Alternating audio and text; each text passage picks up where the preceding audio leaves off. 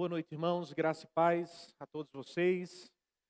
Gostaria de convidá-los nesse instante a caminharem comigo em direção a Gênesis capítulo 3, verso de número 1 até o versículo de número 6. Vamos abrir esta mensagem estudando esses versos do capítulo 3 do livro dos Começos.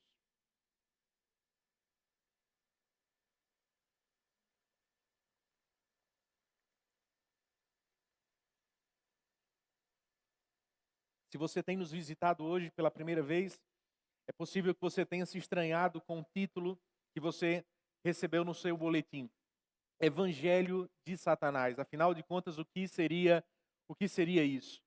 A resposta é: nós temos estudado ao longo das últimas semanas uma série de reflexões que tentam trazer luz a jargões famosos dos nossos dias, que representam ensinos diabólicos, que estão presentes em nossa cultura e que por vezes podem se achar inclusive presentes em nosso próprio coração. Ao longo das últimas 2 semanas tivemos a chance de estudar 2 mentiras que Satanás tem espalhado ao redor da nossa cidade, ao redor do nosso estado, ao redor do mundo. E nessa noite vamos seguir estudando mais uma de suas mentiras, apresentando a verdade do Evangelho, do verdadeiro Evangelho de Cristo Jesus. Respondendo à mentira, você precisa viver a sua verdade. Antes de lermos o texto, eu queria convidar você a orar mais uma vez, em seguida faremos a leitura dessa passagem. Oremos ao Senhor. Deus, nós buscamos ao Senhor mais uma vez, Senhor, nesse instante, cientes da nossa necessidade do Senhor, cientes do fato, Senhor, de que sem a Tua graça, os nossos corações haverão de permanecer indiferentes à Tua palavra, distantes daquilo que o Senhor quer nos comunicar. Precisamos da ação do Teu Espírito sobre as nossas vidas. Por favor, Senhor, traz luz à nossa mente, aquece os nossos corações e nos alcança, Senhor, nos resgatando desta mentira, Senhor, que tem dizimado a vida de tantas pessoas. E nos coloca outra vez, Senhor, nos trilhos da Tua verdade. Assim nós oramos em nome de Jesus. Amém e amém. Mas a serpente, mais sagaz que todos os animais selváticos que o Senhor Deus tinha feito, disse à mulher: é assim que Deus disse: não comereis de toda a árvore do jardim? Respondeu-lhe a mulher: do fruto das árvores do jardim podemos comer, mas do fruto da árvore que está no meio do jardim, disse Deus: dele não comereis, nem tocareis nele, para que não morrais. Então a serpente disse à mulher: é certo que não morrereis. Porque Deus sabe que no dia em que dele comerdes, se vos abrirão os olhos, e como Deus sereis conhecedores do bem e do mal. Vendo a mulher que a árvore era boa para se comer, agradável aos olhos, e árvore desejável para dar entendimento, tomou-lhe do fruto e comeu, e deu também a um marido, e ele comeu. Ao longo da última semana, tive a chance de assistir um dos melhores filmes da minha vida. Um dos filmes que tem chamado a atenção de pessoas ao redor de todo o mundo, por justamente trazer à tona um dos clássicos da literatura grega. Estou falando da Odisseia de Homero. Esse filme retrata aquilo que Homero escreve em seu livro A Odisseia, que nos conta a história de um homem e seus guerreiros que saíram de uma pequena ilha chamada Ítaca e foram em direção a Troia, a fim de resgatar a rainha Helena. Esses homens lutam durante anos nas praias de Troia, sem sucesso, até que finalmente, como vocês conhecem provavelmente a história, eles têm a ideia de colocar como uma forma de armadilha aos troianos um cavalo cheio de soldados do lado de dentro. A estratégia dá certo. Depois de algum tempo, as muralhas de Troia, que eram simplesmente impossíveis de ser ultrapassadas, são abertas. Os portões são abertos, o cavalo é levado para o lado de dentro, e então os gregos dominam a impossível Troia. A Odisseia conta justamente a segunda parte da história, a luta, as guerras, as dificuldades, os desafios que Ulisses, ou Odisseu, como queiram, experimentou com seus soldados no regresso de Troia até a sua casa. Foram muitos desafios, Foram muitas batalhas que ele teve que enfrentar e muitas perdas ao longo de sua jornada. Uma das que mais me chamou a atenção foi justamente a que parecia menos ameaçadora. Enquanto ele estava com seus guerreiros experimentados em pleno oceano, eles encontram do lado do barco vozes encantadoras. Tratavam-se de sereias, gente. Essas sereias tinham o poder de encantar qualquer homem que passasse naquela região. É daí que vem o tão famoso canto da sereia. Quando você deseja enganar alguém, você diz, ou quando você deseja exortar alguém quanto a um perigo, você diz, não caia no conto da sereia, ou no canto da sereia. Mas foi justamente isso que os soldados de Ulisses acabaram por fazer. Aquele homem resolveu amarrar-se no mastro do navio, disse aos seus soldados, ponham cera em seus ouvidos, e não importa o que diga a vocês, não importa o que elas digam ou cantem, por mais belo que pareça, não me desamarrem do mastro, tampouco tirem a cera dos seus ouvidos. A nossa vida depende disso. O que aconteceu? Aqueles homens ficaram encantados pela beleza daquelas mulheres, pela voz que tinham. E mesmo contra todas as recomendações do seu capitão, eles tiraram a cera do ouvido. E muitos pularam no barco para a sua própria destruição. Parecia verdade, parecia atrativo demais aos seus ouvidos. Eles poderiam encontrar vida do lado de fora do barco, mas ao invés de vida, o que eles encontraram foi o exato oposto daquilo que de fato almejavam: morte, desgraça e destruição. Não é exatamente isso que o relativismo que paira em nosso dia, à nossa volta, também tenta fazer sobre as nossas vidas? Ou também age a fim de promover engano e desgraça sobre os nossos corações? Afinal de contas, o que seria esta palavra relativismo? Esta expressão denuncia um posicionamento que coloca em xeque a existência de uma verdade absoluta, de uma verdade concreta, de algo que não seja subjetivo, sujeito a opiniões pessoais, culturas, mas uma verdade que está acima de qualquer objeção. A teoria ou a filosofia relativista defende a ideia de que tudo é relativo. É justamente desse tipo de pensamento que vem jargões como, por exemplo, esta é a minha verdade. Talvez não seja a sua verdade. É assim que eu enxergo a minha vida. Talvez não seja como você enxerga a sua vida. O que o relativismo faz, irmãos, com seu discurso, de acordo com o que escreve Nancy Pearce, o relativismo não apenas rejeita a verdade, como também exalta as nossas opiniões ao lugar onde somente a verdade de Deus deveria estar. O relativismo tira os nossos olhos da nossa Ítaca, da nossa pátria, da vontade de Deus, do rumo correto que deveríamos trilhar em nossas vidas, e nos lança em direção a propostas que parecem boas, mas por fim haverão nos liderar à morte e à destruição. Mas afinal de contas, quando este relativismo começou, gente? Como este tipo de pensamento que parece bonito por fora, que tem uma bela embalagem capaz de atrair muitas pessoas, mas na verdade produz ou tem em si um conteúdo mortal. Quando isso começou?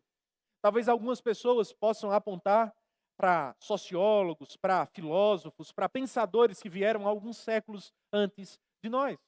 Só que a verdade é que o relativismo em si, no termo mais profundo, na sua essência mais clara, surgiu há muitos e muitos séculos antes desses especialistas, filósofos ou pensadores.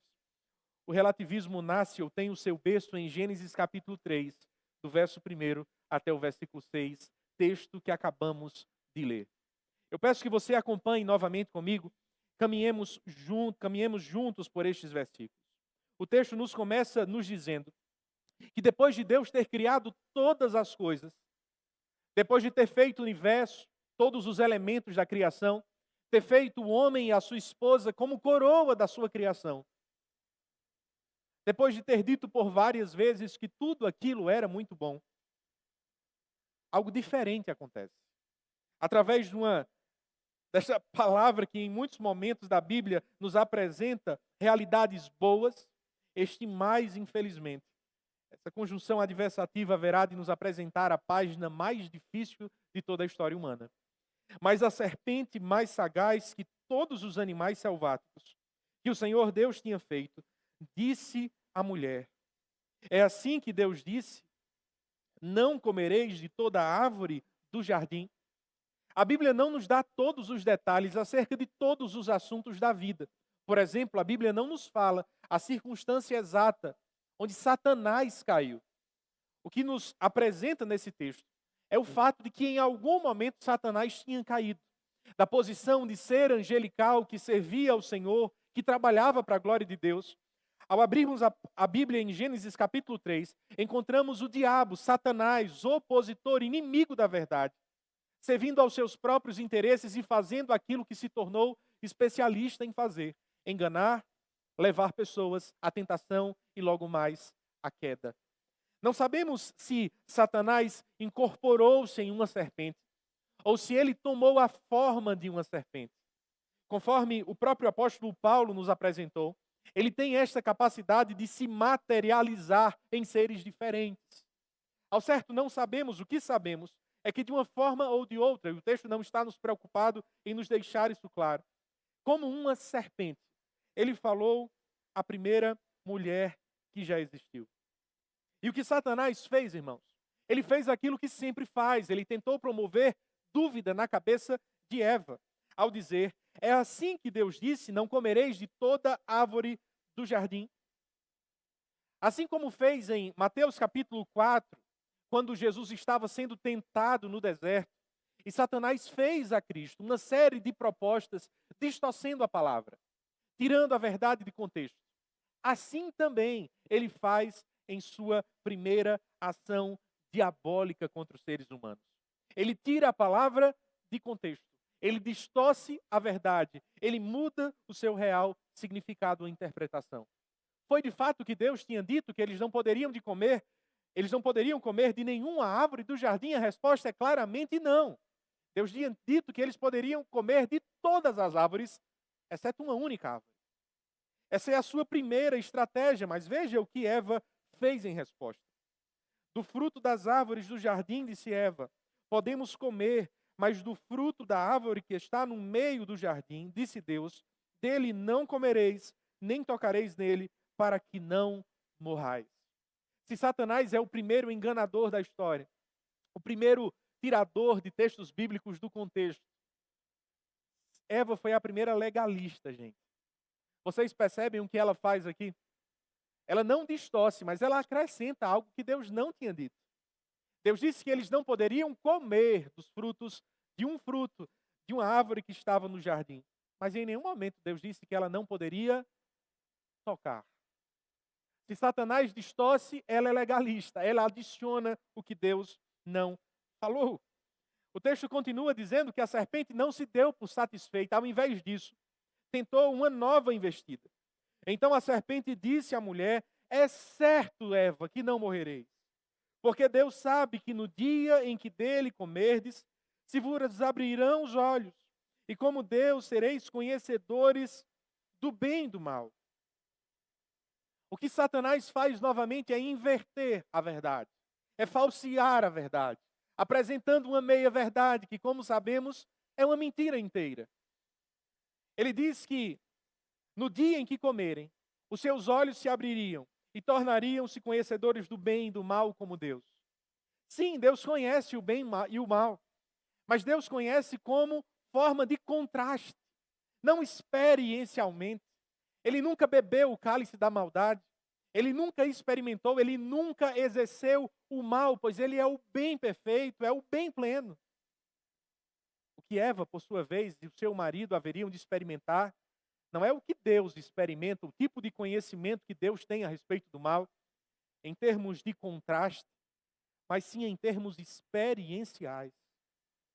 Ao desobedecer à ordem de Deus, ao invés de vida, haveriam de encontrar morte, ruína, destruição. As consequências disso haverão de vir logo depois. O que Eva fez, o texto nos diz no verso 6, encerrando, que vendo a mulher que a árvore era boa para se comer, agradável aos olhos, desejável para dar entendimento, ela tomou o fruto, deu também ao seu marido e ele comeu. Vocês percebem o que encontramos neste versículo de número 5? Encontramos um outro evangelho. Encontramos uma forma primitiva do relativismo. Uma forma primitiva deste tão importante, tão famoso e tão comum dizer: você precisa viver a sua verdade. Deus tinha dito para o homem e a mulher que eles poderiam desfrutar de todo o jardim e serem assim satisfeitos, alegres, plenos nele, que é a fonte de todo bem, que é a fonte de toda alegria. Ao invés de obedecerem a Deus, acreditaram em um outro evangelho. Uma mensagem que parecia inicialmente boa notícia. Se vocês seguirem esse caminho, vocês serão satisfeitos. Vocês encontrarão o que até o presente momento ainda não desfrutam. Vocês haverão de serem conhecedores do bem e do mal. Vocês precisam viver a sua verdade. Este é o berço dessa mentira que tem engolido e destruído tantas pessoas ao redor ou ao longo de toda a história. Nós não conversamos mais com serpentes. Pelo menos espero que você não faça isso. Senão eu vou procurar um médico, um bom médico para você. Mas o fato é que Satanás não parou de lançar as suas mentiras aos nossos ouvidos. Ele não fala sobre uma árvore, ele não fala sobre um fruto, e não fala sobre sermos conhecedores do bem e do mal. Mas assim como prometeu a Adão e a sua esposa felicidade, alegrias, contentamento, um estágio de felicidade ainda não alcançado, um estágio de plenitude ainda não desfrutado, ele continua a nos prometer as mesmas coisas. Ele continua a fazer oposição à verdade de Deus, ao passo que nos diz que precisamos viver a nossa verdade. Como ele faz isso? Pois bem, pense no contraste que podemos perceber entre a verdade de Deus e viver a sua verdade, o evangelho de Satanás. Por um lado, pense na adoração e na vida cristã. Nesta área, Deus nos diz que ele procura adoradores verdadeiros que o adorem em espírito e em verdade. Ao passo que Satanás, com o seu falso evangelho, tenta nos dizer que precisamos seguir a Jesus, mas podemos seguir a Jesus do nosso jeito. Ele tenta nos fazer acreditar em discursos como: eu tenho a minha própria forma de me relacionar com Deus. Eu não preciso me preocupar com o que a Bíblia diz, com aquilo que Deus me orienta. Deus conhece o meu coração e Ele sabe da minha sinceridade. Ou ainda pense em como este falso evangelho pode se contrapor à verdade no quesito dos relacionamentos. Se o evangelho de Deus nos diz o que Deus uniu, que não separe o homem, Satanás, com seu falso evangelho, tem nos induzido a acreditar em mentiras como: eu preciso me priorizar. Ou quem sabe, não posso me limitar a ninguém. A vida é curta, só tenho uma vida. Preciso viver a minha vida. Ou ainda pense no campo da sexualidade. Se por um lado Deus disse, Deus criou o homem e mulher, homem e mulher os criou.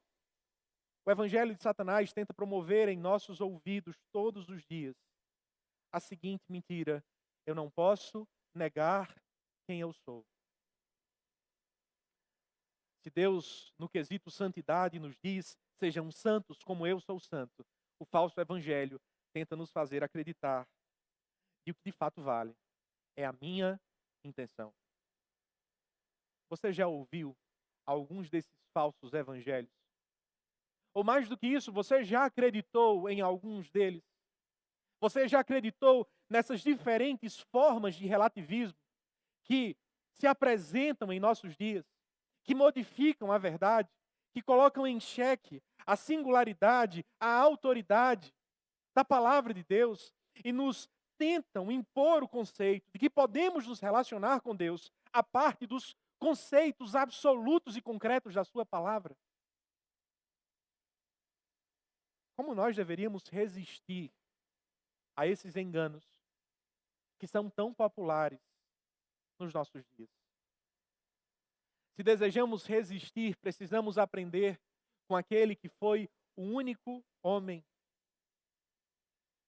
capaz de resistir perfeitamente às flechas inflamadas do nosso inimigo. Refiro-me ao homem Deus, Senhor Jesus Cristo. Em Mateus capítulo 4, nos deparamos com a estratégia de Cristo para resistir aos ardis do nosso inimigo, do inimigo das nossas almas. Não estando em um jardim como Eva e o seu marido estavam, mas em um deserto, irmãos. Não estando cercado por árvores diversas, através das quais poderia matar a sua fome, mas em um deserto cheio de pedras e de escassez. Satanás se aproximou de Jesus, Mateus capítulo 4. E enquanto Jesus jejuava por 40 dias, versículo 2. Versículo 3, o tentador aproximou-se dele e disse: se és filho de Deus, manda que estas pedras se transformem em pães. Jesus, porém, respondeu: está escrito, não só de pão viverá o homem, mas de toda palavra que procede da boca de Deus. Então o diabo, não dando-se por satisfeito, levou a cidade santa, Jerusalém, e colocando no pináculo do templo, ou seja, na parte mais alta do templo, disse: se és filho de Deus, atira-te abaixo, porque está escrito: aos seus anjos ordenará a teu respeito que te guardem, e eles te sustentarão nas suas mãos para não tropeçarem em alguma pedra.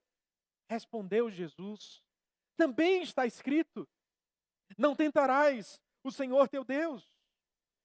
Levou ainda o diabo a um monte muito alto, mostrou-lhe todos os reinos do mundo e a glória deles, e disse: tudo isto te darei, se prostrado me adorares. E então o Senhor Jesus disse: tudo.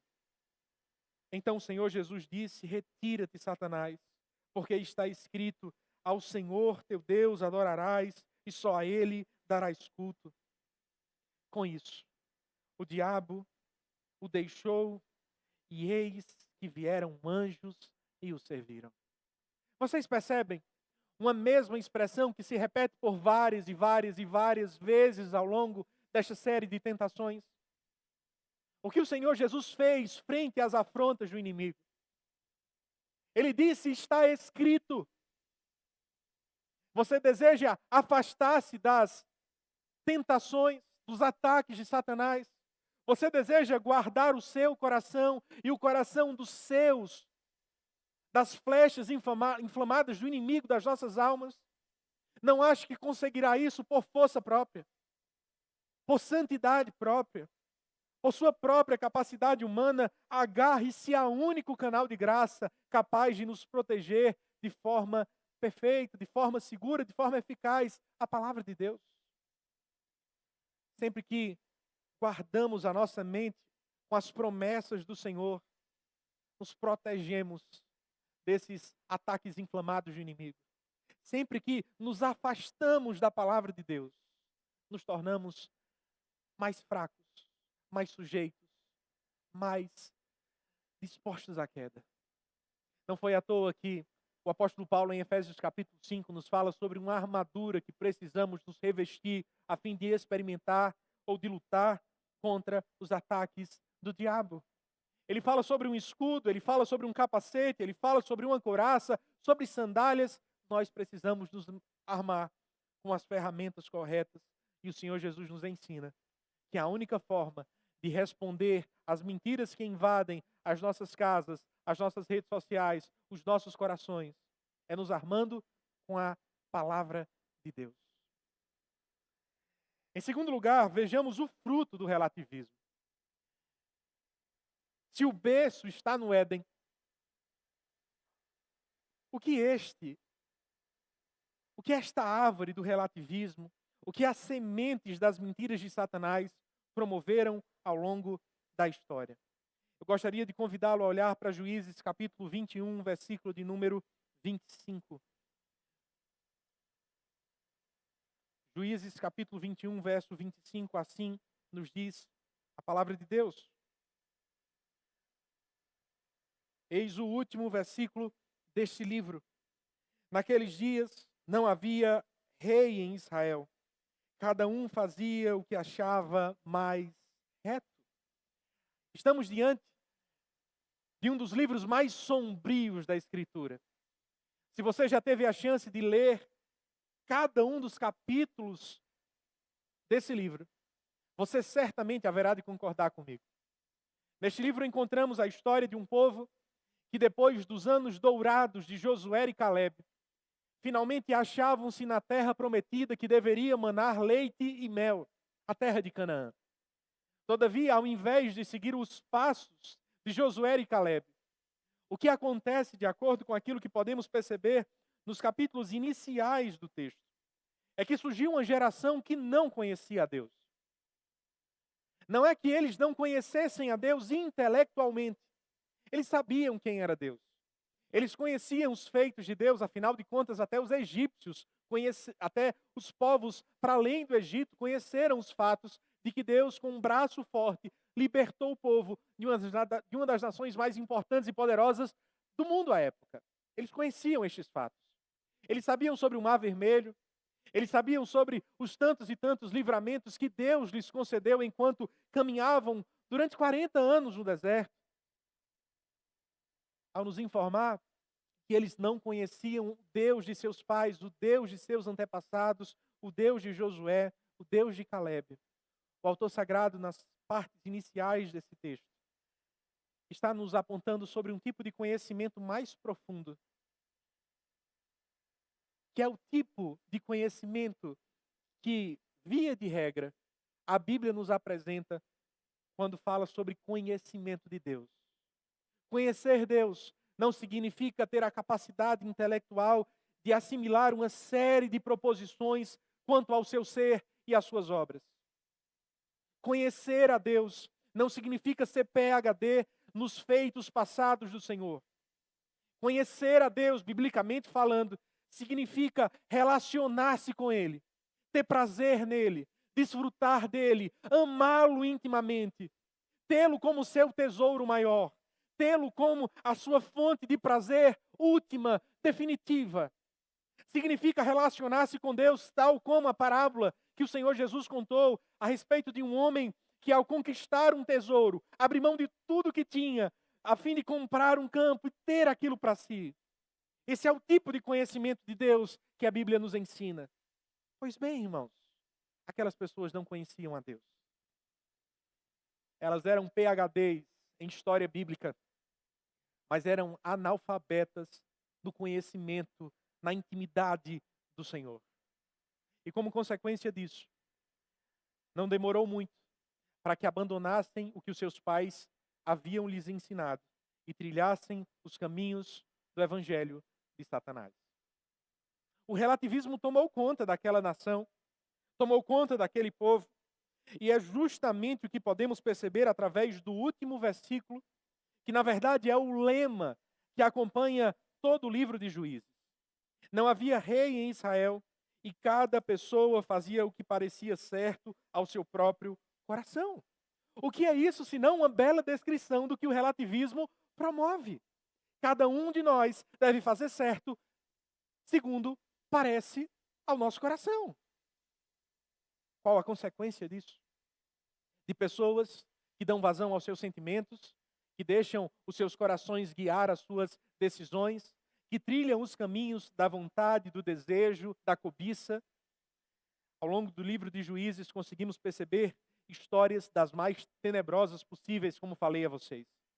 Escutamos a história de um homem que jurou, que prometeu a morte de uma pessoa, caso Deus lhe desse vitória militar. Fez um voto pagão, tentando relacionar-se com Deus. E como consequência disso, a sua própria filha morre.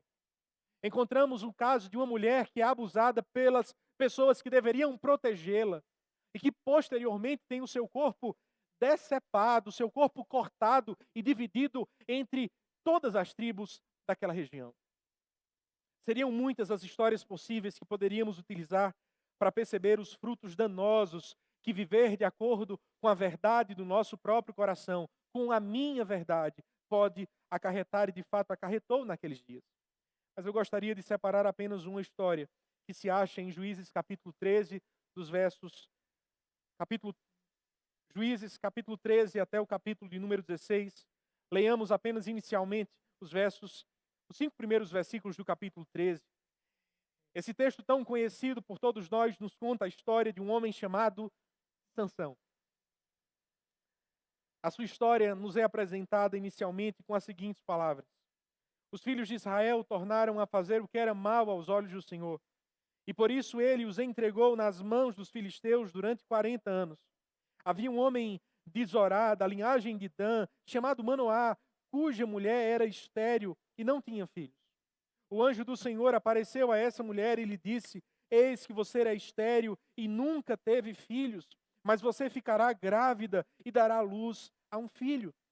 Por isso tenha cuidado e não beba vinho, nem bebida forte, e não coma nenhuma comida impura, porque eis que você ficará grávida e dará à luz um filho, sobre cuja cabeça não passará navalha.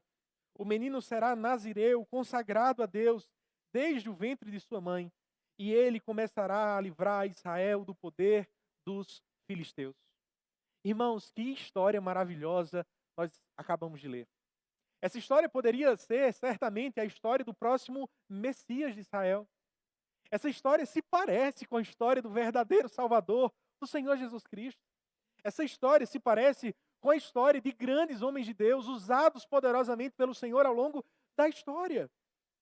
Uma mulher estéril, ela não poderia ter filhos, mas por uma ação sobrenatural do Senhor, Deus envia um emissário angelical, a fim de comunicar tamanha graça, que fez com que ela realizasse o maior sonho de toda a sua história: serei mãe.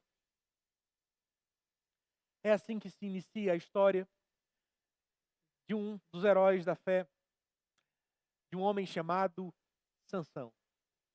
A sua história tinha tudo para ser de subida a subida. A trajetória perfeita de um homem perfeito, usado por Deus. Mas quando conhecemos a história de Sansão profundamente, percebemos que, ao invés de degrau a degrau, de um lugar mais alto para uma posição ainda mais elevada, achamos em Sansão o exemplo de um homem que abraçou a mentira de Satanás. Achamos um homem que, apesar de crente, a Bíblia em Hebreus nos afirma que Sansão era um homem que temia ao Senhor, verdadeiro crente. Porém, até crentes podem cair momentaneamente nos enganos do diabo.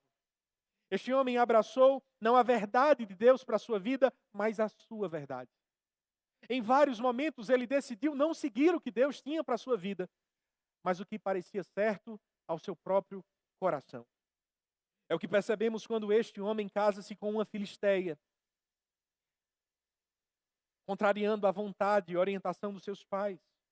É o que percebemos quando este homem dá de ombros para a vontade de Deus, o plano de Deus de que ele não haveria de comer comidas impuras, e come um favo de mel que estava dentro de um animal morto.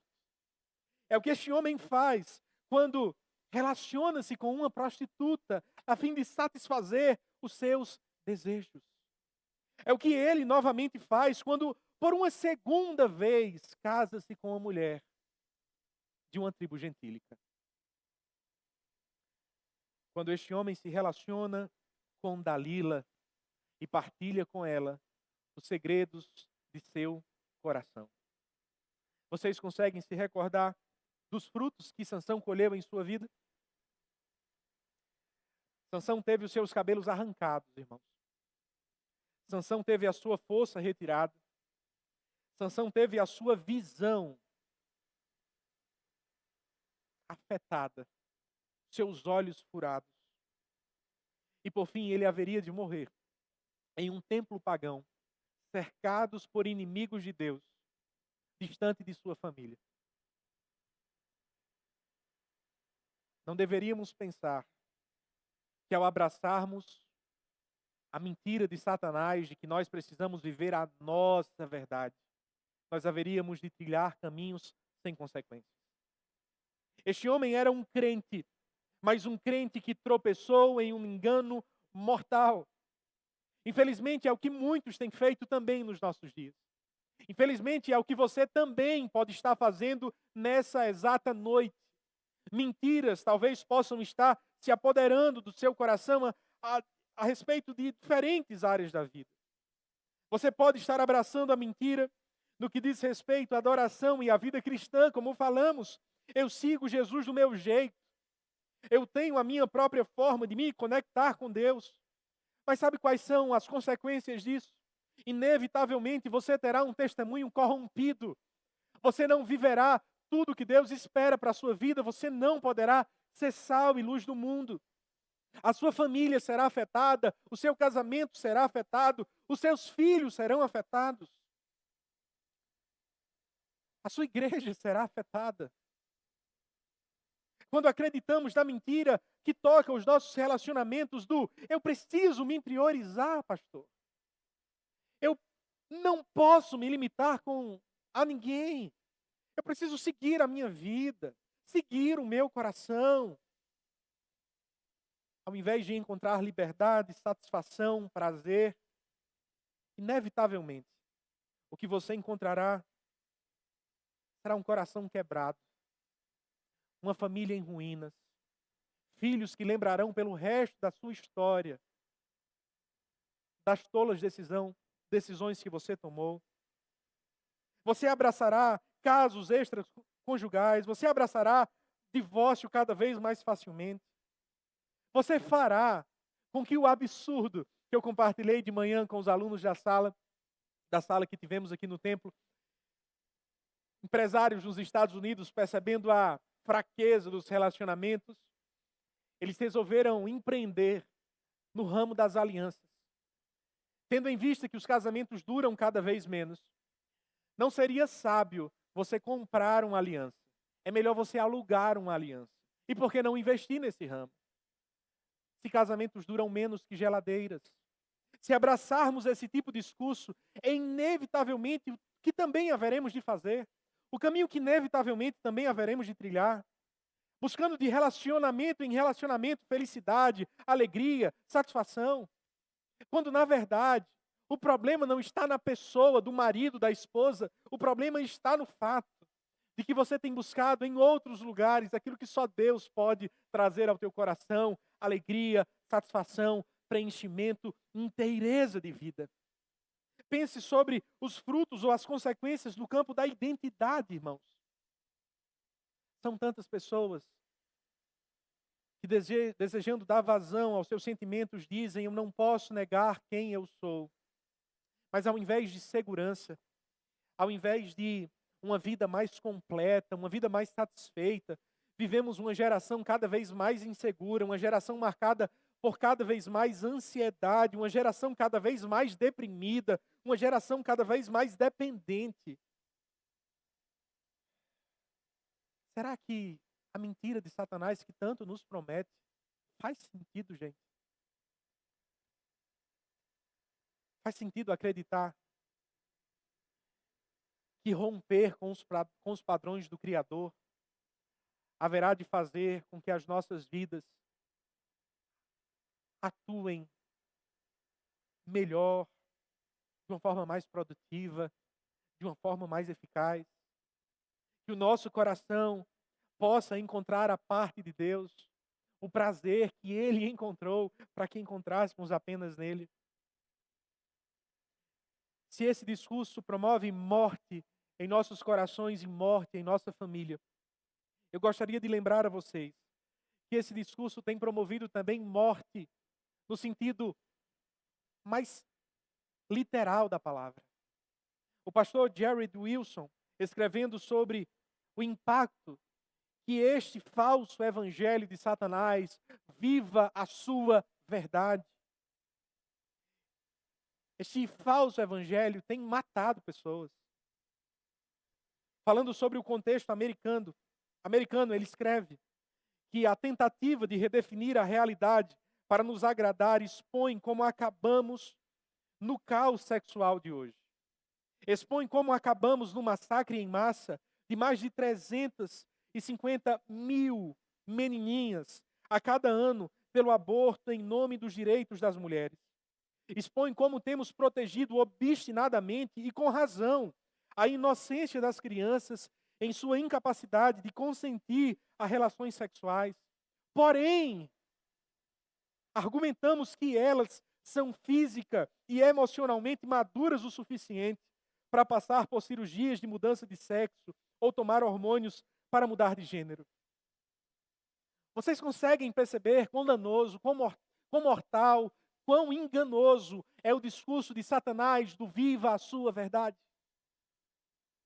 Promete vida, promete alegria, promete satisfação, mas eu gostaria que por um breve período de tempo você parasse para pensar: que tipo de sociedade viveríamos se esse tipo de pensamento fosse levado às últimas consequências? Que tipo de família nós haveremos de construir em nossas casas se nós levarmos esse discurso ao pé da letra? Eu preciso viver a minha verdade. Eu não me prendo a ninguém. Eu sou o centro da minha vida. Eu preciso lutar pelos meus interesses, pela minha alegria. Sabe o que você encontrará? Absoluta solidão, absoluto vazio existencial. Você será uma pessoa insuportável de se conviver. E o problema não está do lado de fora, no fato de que as pessoas são tóxicas, não. O seu discurso é tóxico, mata e vai matar você, meu irmão. Satanás está tentando colocar na boca de Deus o que Deus nunca disse. Nós estudamos isso. Deus não quer apenas a sua felicidade. Deus quer que você seja plenamente feliz, mas nele. E se ele não for o centro da nossa vida, inevitavelmente nós abraçaremos esse discurso, que redundará inevitavelmente em morte. Eu peço que nesse instante você considere as consequências que tem plantado na sua própria vida, na sua própria história, na sua família. O que colherá se continuar a plantar relativismo? Filho no relacionamento com seus pais, marido no relacionamento com a sua esposa, esposa no relacionamento com seu marido, cristão no relacionamento de santidade que Deus espera que você tenha, o que conquistará? O Senhor Jesus advertiu os seus discípulos sobre o fato de que existem dois tipos de caminhos. Existe um caminho largo, que tem uma porta larga. Existe um caminho estreito, de porta estreita. O caminho largo, de porta larga, é frequentado por muitas pessoas, mas inevitavelmente o seu destino é morte e destruição. Foi isso o que o povo de Israel encontrou nos dias de Juízes. Que não seja isso o que você encontrará na sua própria história, no seu próprio coração. Se esses são dois pontos que precisamos refletir quando falamos sobre o impacto que essa mentira pode ter sobre a minha e sobre a sua vida. O impacto que a mentira viva a sua verdade, ou você precisa viver a sua verdade, pode promover. Eu gostaria de encerrar esta nossa mensagem refletindo sobre uma outra opção, um outro caminho, que ao invés de morte, entrega vida. Que ao invés de desgraça, promove restauração, reconciliação, sabedoria para mim e para você. João capítulo 8, versos 31 ao versículo de número 43.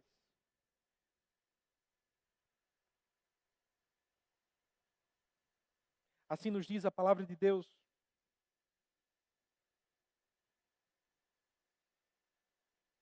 Disse, pois, Jesus aos judeus que haviam crido nele: se vós permanecerdes na minha palavra, sois verdadeiramente meus discípulos, e conhecereis a verdade, e a verdade vos libertará. Talvez esse seja, nos nossos dias, um dos textos mais conhecidos de todos da Bíblia, mas também um dos textos mais mal interpretados da Escritura. Afinal de contas, o que João nos apresenta nesse texto? Jesus estava defendendo o seu ministério, anunciando o Evangelho e falando sobre a sua identidade divina diante do templo, perante os judeus e os seus tão famosos opositores, fariseus, escribas, saduceus. Todo este grupo de pessoas que o odiavam com todas as suas forças. Depois de falar categoricamente acerca da sua identidade por várias vezes, afirmando nos versos que antecedem esses que lemos: eu sou. Ou seja, eu sou Deus, eu sou divino. Algumas pessoas, verso de número 30, depois de Jesus dizer estas coisas, muitos creram nele. As pessoas aparentemente abraçaram o que Jesus havia dito. Mas o nosso Senhor não apenas sonda declarações, Ele sonda corações, Ele sonda mentes, sonda pensamentos. E sabendo disso, Jesus rebateu estas pessoas dizendo, verso 31, aos judeus que haviam crido nele: se vós permanecerdes na minha palavra, sois verdadeiramente meus discípulos, conhecereis a verdade e a verdade vos libertará.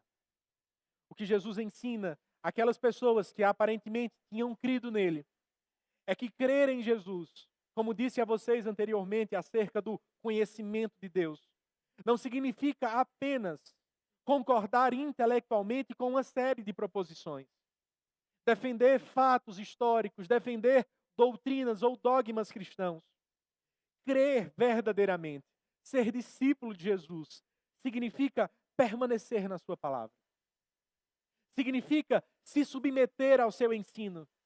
Significa se submeter àquilo que ele diz sobre quem ele é, sobre quem nós somos e sobre o tipo de vida que precisamos viver a fim de obedecê-lo.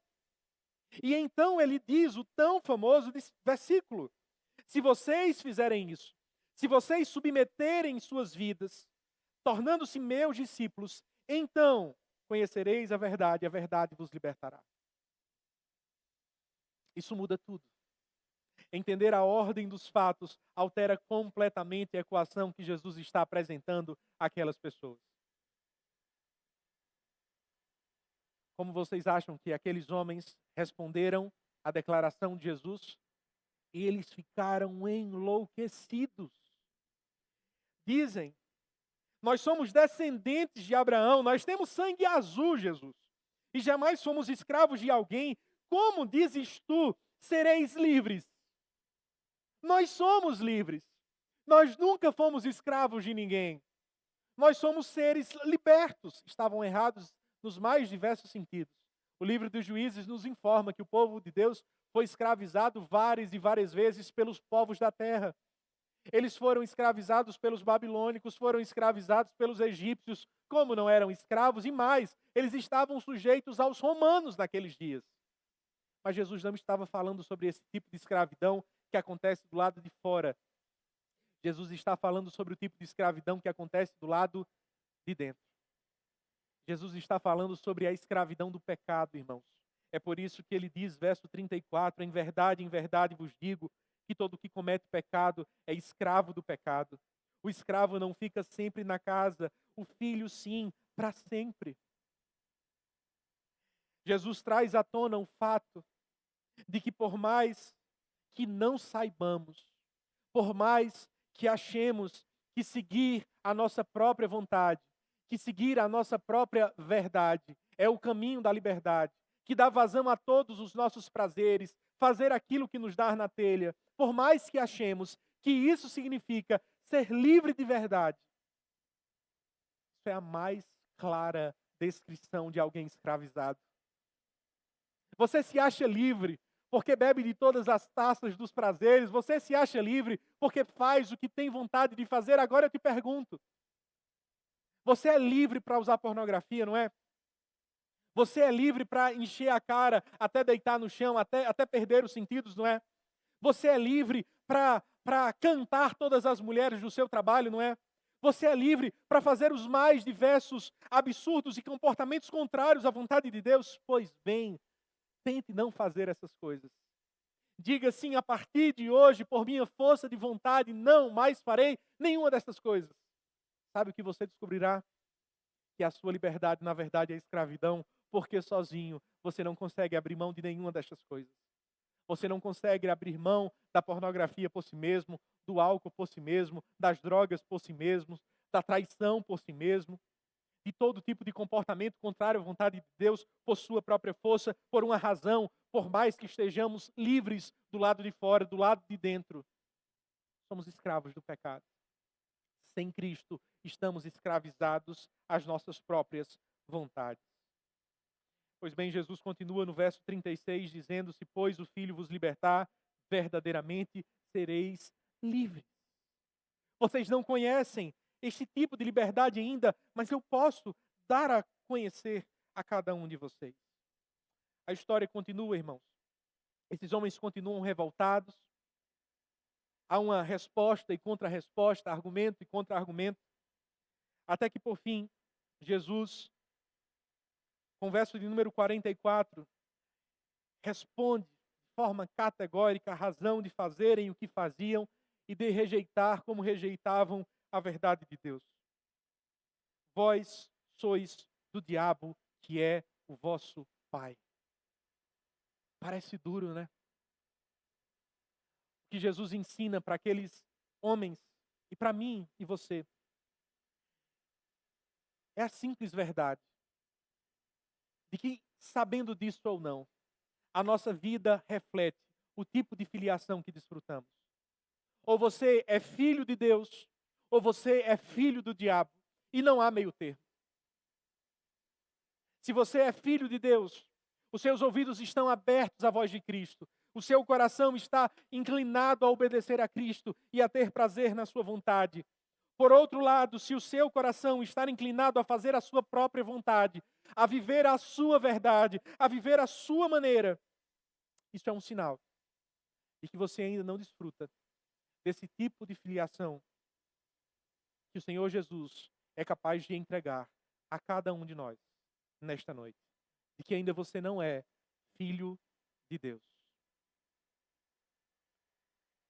Talvez esse texto soou aqueles homens tão duro como, quem sabe, tem soado a você nesta noite. Aqueles homens erraram, irmãos, em algo que nós também erramos com muita frequência.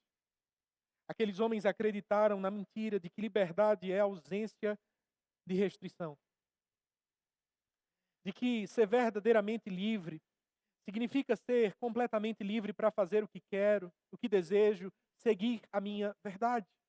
Mas o que Jesus está nos ensinando nesse texto é que ser verdadeiramente livre não é ser livre de restrição, mas ser restringido pela pessoa correta, pelo objeto correto e pelos motivos corretos.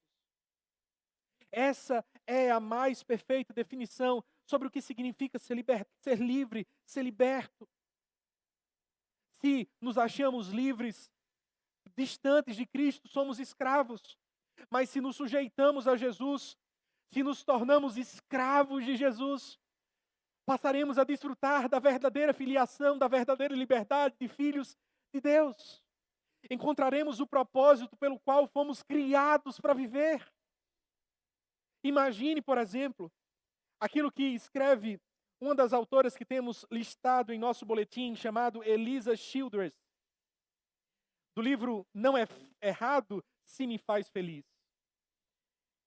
E outras mentiras. O subtítulo é importante para que você possa comprar com tranquilidade. Ela escreve: imagine, por exemplo, o exemplo de um pianista ou ainda de um peixe.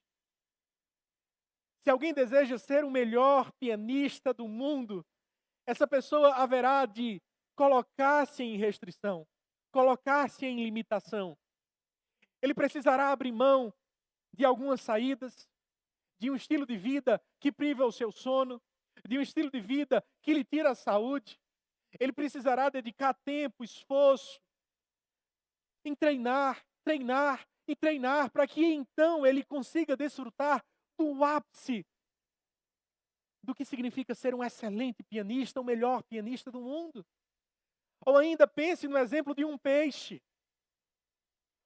Um peixe verdadeiramente livre não é o peixe que decide nadar no asfalto, porque se ele se lançar no asfalto, não encontrará liberdade. Na liberdade que busca no asfalto, encontrará morte, destruição, ruína. Se um peixe deseja ser verdadeiramente livre, ele necessita ser restringido à água. Você quer ser verdadeiramente feliz? Você deseja ser verdadeiramente satisfeito? Pergunte-se para o que fui criado.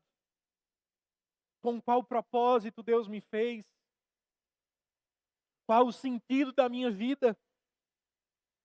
E as respostas a todas essas perguntas serão Cristo, Cristo e Cristo. Perdão.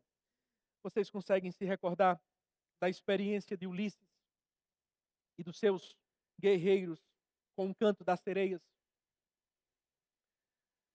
Eu creio que na nossa vida todos nós haveremos de nos parecer muito mais com Ulisses do que com aqueles guerreiros que apenas conseguiram colocar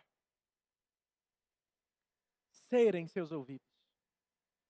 Se desejamos perseverar em meio às tentações, das mentiras de Satanás, precisamos estar presos no mastro. Precisamos estar amarrados no mastro. Precisamos estar presos em uma verdade que seja tão forte, tão poderosa, tão pesada, para que mesmo em meio às mentiras mais belas, mais atraentes, mais sofisticadas que cheguem em direção aos nossos corações, possamos nos lembrar de quem somos, porque fomos criados, para que existimos. Esse mastro é o Senhor Jesus, irmãos. Se você deseja resistir à mentira do falso evangelho, viva a sua verdade. Você e eu precisamos estar presos na verdade daquilo que o nosso Salvador Jesus Cristo fez em nosso favor. Amarre-se às verdades de Cristo. Agarre-se às promessas que Ele te concedeu. O mundo te promete alegria em Cristo, a plenitude de alegria. O mundo promete que você poderá ser mais amado e mais amada. Jesus disse que você foi amado e amada com amor eterno. Qual a prova disso? Ele se entregou na cruz do Calvário para levar cada um dos seus pecados. O mundo promete a aceitação, a sua identidade. Jesus diz que Ele te conhece como você é, Ele sabe os seus piores defeitos, Ele sabe os seus piores erros e ainda assim te recebeu como filho e como filha. Não para que por si mesmo você tornasse a você mesmo uma versão melhor de si, mas para que Ele pudesse te aperfeiçoar dia a dia, com graça, com misericórdia e com favor. Temos em Cristo amor, aceitação, encontramos em Cristo a nossa identidade. O que mais podemos buscar? Agarre-se a estas verdades. Mas não apenas isso. Ulisses não chegou a Ítaca, ou pelo menos não passou pelo canto das sereias, porque se amarrou sozinho, mas porque outras pessoas o ajudaram. Ele tinha companheiros de jornada. Deus não nos colocou para atravessar as tempestades desta vida sozinhos. Nós precisamos uns dos outros. Precisamos de irmãos que nos amarrem ao mastro de Cristo, que gritem aos nossos ouvidos: você está errado. Você está caminhando em direção à morte da sua família, à desgraça da sua casa, à desgraça do seu coração. Acorde, meu irmão, acorde, minha irmã. Nós precisamos de pessoas que nos falem a verdade, que nos falem o Evangelho. Portanto, quando as sereias estiverem gritando ao seu ouvido, não se afaste. É tudo o que Satanás deseja. Aproxime-se da comunhão. Congregue. Esteja perto de outros, esteja perto desse ambiente onde os nossos pecados são expostos, mas onde a graça de Deus é revelada e nos cobre, trazendo-nos restauração. Por conta de Cristo, pelo mastro forte, indestrutível do Senhor Jesus Cristo. Se você está nele, você chegará lá. Feche os seus ouvidos. fite os seus olhos no autor e consumador da nossa fé. Vamos orar nesse instante? Os irmãos de louvor logamente estarão nos conduzindo em mais uma canção. Enquanto isso, eu convido você a fechar os seus olhos. Busque ao Senhor, confesse os seus pecados, agradeça pelas boas notícias do Evangelho do Senhor Jesus Cristo.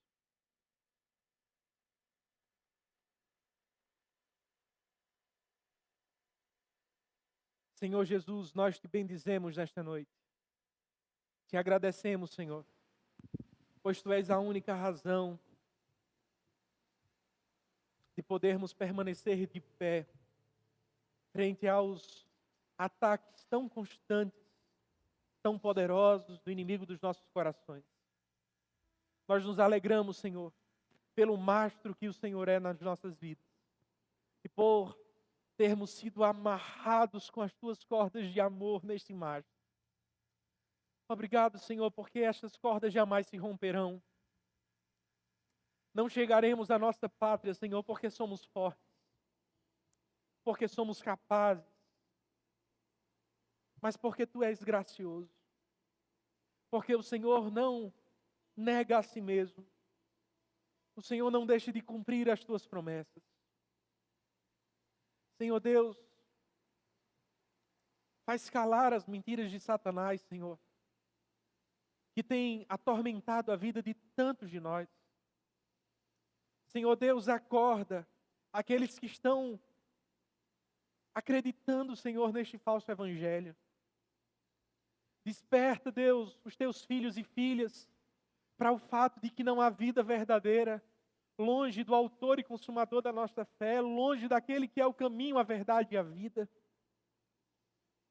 Usa-nos, ó Deus, como irmãos em Cristo na caminhada, para que possamos exortar uns aos outros, chamar aqueles que estão adormecidos para o rumo outra vez, chamar aqueles que estão sendo encantados pelas mentiras do inimigo dos nossos corações para a palavra de Deus, Senhor. Por favor, nos ajuda, Deus. Que o Teu nome seja glorificado, que os nossos corações sejam aquecidos, que possamos viver, ó Deus, para a Tua glória e tomar passos que haverão de Te glorificar em nossas casas, famílias, relacionamentos, trabalhos, que tudo isso seja para o Teu louvor e para a Tua glória, em nome de Jesus. Amém e amém. Coloquemos-nos em pé nesse instante e vamos responder ao Evangelho com mais uma canção.